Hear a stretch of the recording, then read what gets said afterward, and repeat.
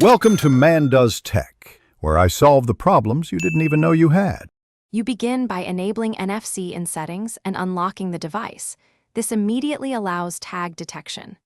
Once done, open the app you plan to use or the system reader so the phone is actively scanning. Make sure to remove thick cases or metal accessories that block the antenna. Keeping the tag within 1 to 3 centimeters ensures a reliable connection.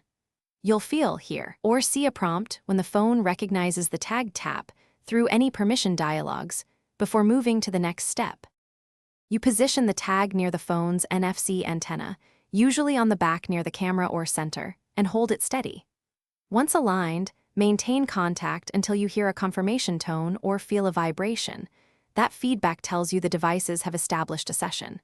Then follow on-screen prompts to choose reading, writing, or sharing options. If writing, double-check the payload and permissions. If exchanging between phones, accept the transfer on both devices and watch progress indicators until they report complete. You finalize the process by verifying the recorded data inside the app or file manager. Open the item to confirm fields and functionality. If the transfer failed, reboot the device and retry promptly, because temporary radio glitches often clear after a restart.